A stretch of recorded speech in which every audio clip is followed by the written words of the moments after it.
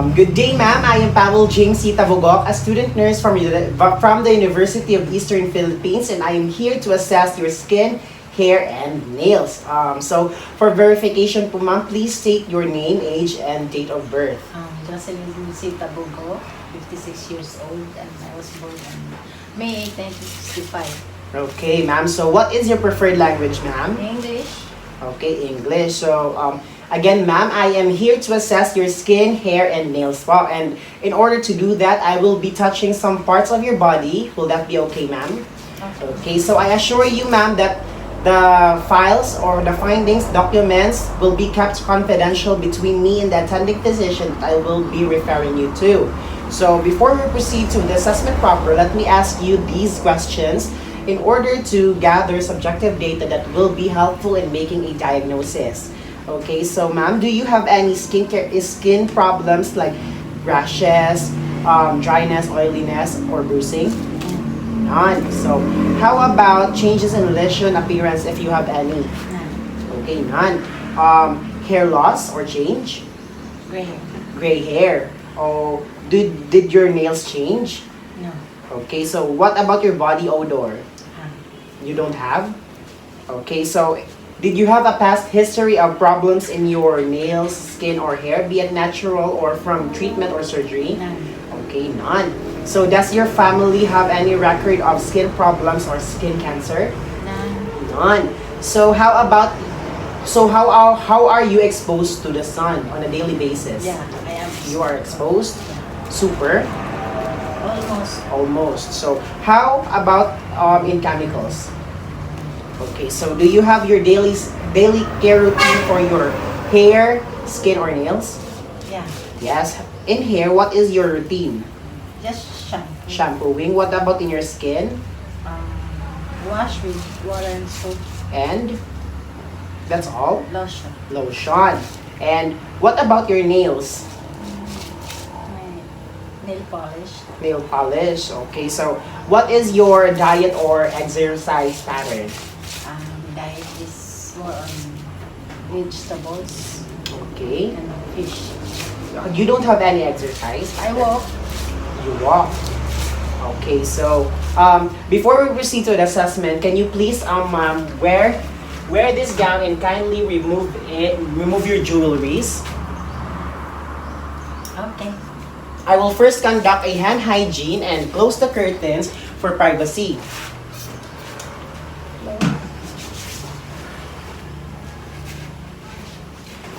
Assuming that I have already closed the curtains and conducted hand hygiene and instructed the client to wear the gown and remove her jewelries, I will now put my gloves on before I proceed to the assessment proper.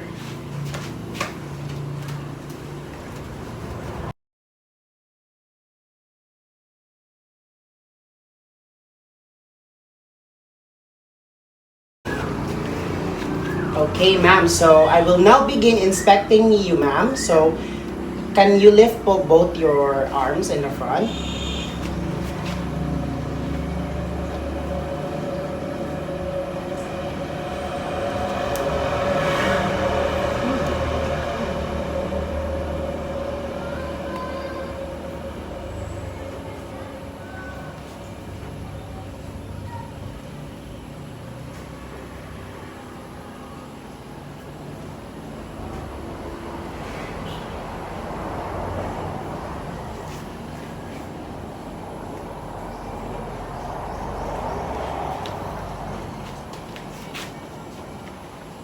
Okay, ma'am.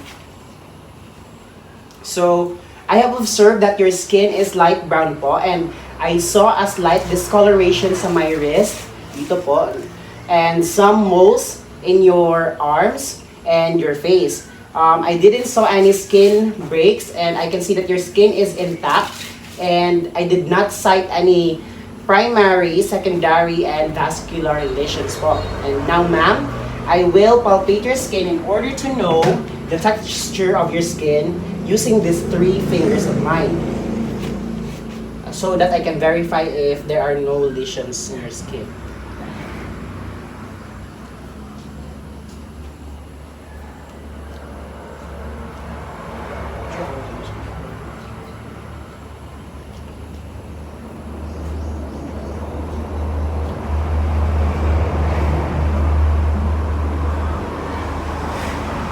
Another one, ma'am.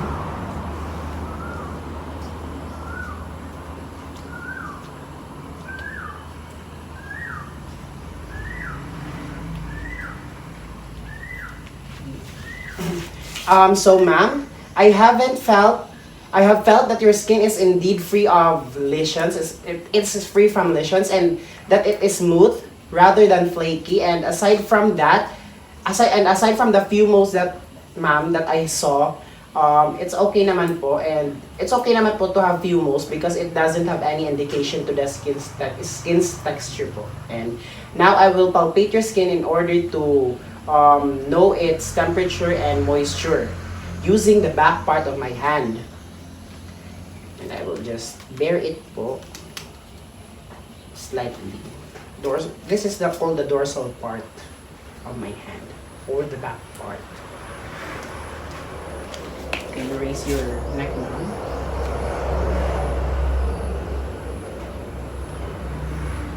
Can you raise your hand, your arm rather?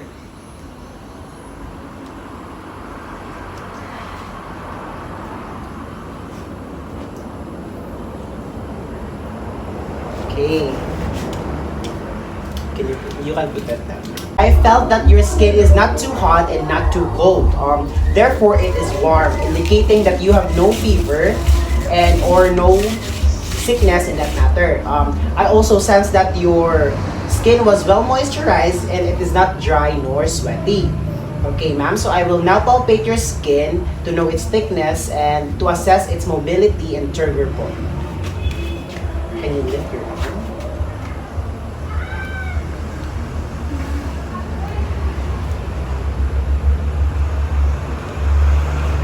Another one.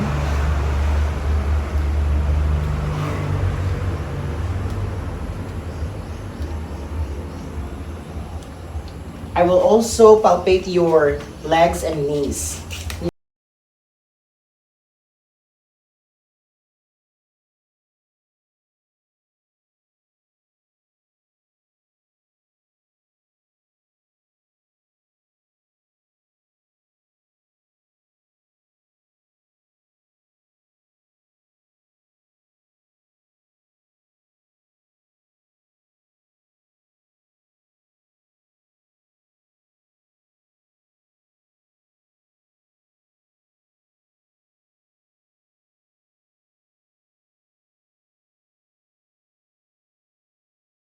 I observed that the thickness of your skin is adequate to your body and it is intact and no traces of sagging. I also noted that there were no present edema, and when I assessed your legs and feet, it easily came back when I lightly pressed it.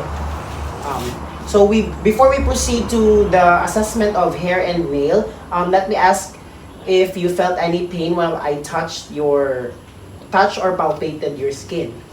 Ma'am, did you felt any pain? None? So now, ma'am, I will start inspecting and palpate your hair. Can I touch it po, ma'am? Okay, so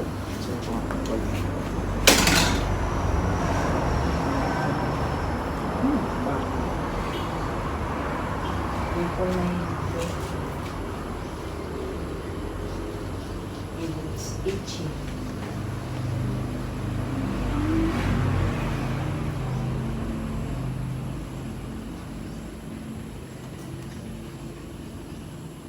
ma'am, when did you last dyed your hair po? A week ago. A week ago.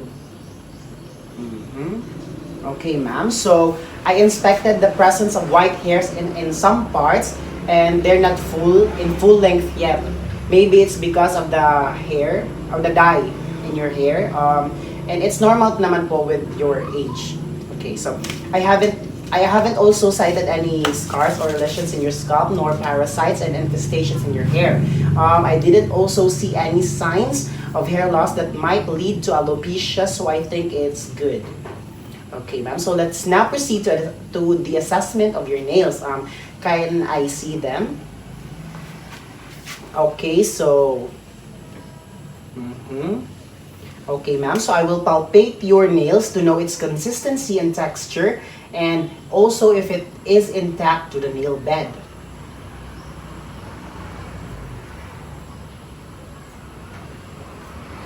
Other one, ma'am. Okay, so now, ma'am, I will pinch your nail po in order to know its capillary refill.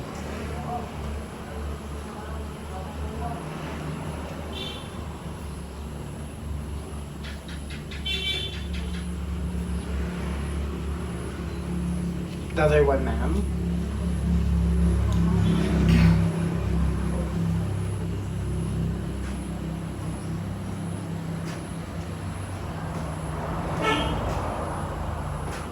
Okay. So, ma'am, I have observed that your nails are well groomed and they have these pink tones, which are great. And I also observed that it is well intact to the nail bed and it is not loosened. Meanwhile, in its capillary refill or blanchness, I have observed that your nails are easily turned into its pink tones after I pinched it. So, all I can say, ma'am, is your skin, hair, and nails are quite in good condition despite your age. However, I am slightly worried about the number of moles that you have.